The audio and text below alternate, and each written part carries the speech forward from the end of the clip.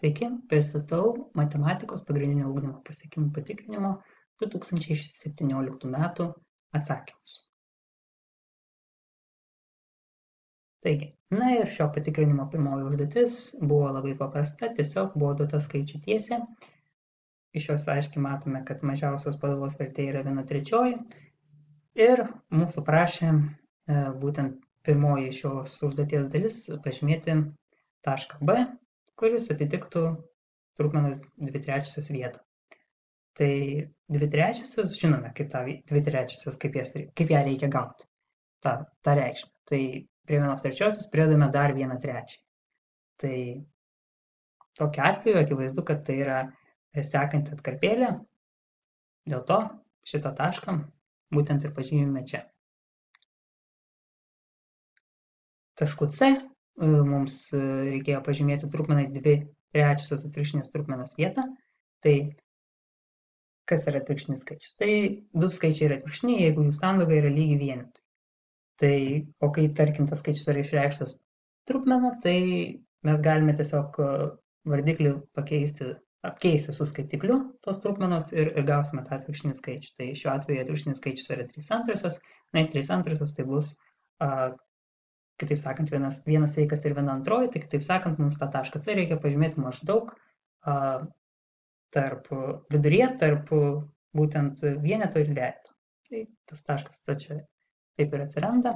Tiesiog noriu pasakyti, jeigu kam kyla toks klausimas, tai čia tikrai nereikėjo visko labai tiksliai pažymėti, nebent aišku B atveju, tai čia akivaizdu, kad tas taškas B turėjo būti pažymėtas ties ta padala, bet tarkime, bus dar ir kita dalis, tai ten tikrai akivaizdu, kad nebuvo galima pažymėti tiksliai tos reikšmės, bent jau turint omeny, kad čia tikrai nereikėjo naudotis nei skriestuvų niekuo, tai tiesiog aplamai šitas uždavinys jį galima buvo atlikti viską darant apytiksliai, tai yra tikrai nereikėjo didelio tikslumo kažkokio, nors šiaip esame įpratę, kad aišku, matematikoje, jeigu nėra nurodyta, tai mes kaip ir viską skaičiuojame ir aplamai atliekame tiksliai, bet sakau, šiuo atveju tikrai, žinokit, nepergyvenkit, jeigu ten dabar pergyveno dėl to, ar padėjo truputėlį ten šiek tiek ne ten tą tašką, truputėlį kairiau, truputį dešiniau, tai dėl to tikrai nepergyvenkit.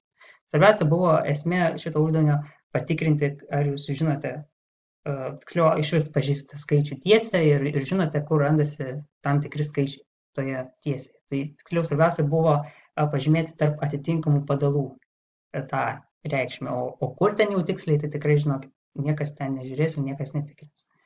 Taigi, tai ir šiuo atveju 1/3 mums reikėjo pažymėti skaičių šaknis iš 5, tai žinoma, galima naudojantis braižymo priemonėm tikrai pažymėti tiksliai tą šaknį iš 5, bet tikrai čia šitas uždavinys nereikalavo ir tiesiog pasinaudodami skaičiuotuvu mes gaunam, kad šaknis iš 5 yra apytiksliai 2,23, mažiausias padalos vertė yra 1/3, tai irgi apytiksliai 0,33, dėl to akivaizdu, kad ta reikšmė turi būti maždaug tarp šitų padalų. Tai čia vėl, ar jūs truputėlį kairiau pažymėsite, tai yra arčiau dvejeto, ar arčiau šitos padalos, tikrai, manau, kad į tai įvertintai tikrai nesižvelgs, tai yra tikrai jiems tai nebus įdomu ir tikrai jie taškų nenuiminės, jeigu jiems atrodys, kad šiek tiek tas taškas netaip pažymėtas. Svarbiausia buvo nustatyti, kad tas taškas turi būti pažymėtas būtent tarp šitų raudonų atkarpų.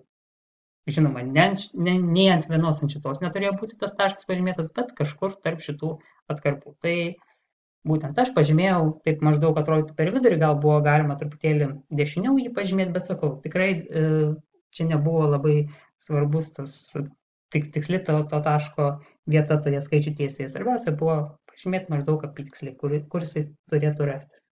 Taigi, toks buvo pirmasis uždavinys, tikrai nesudėtingas.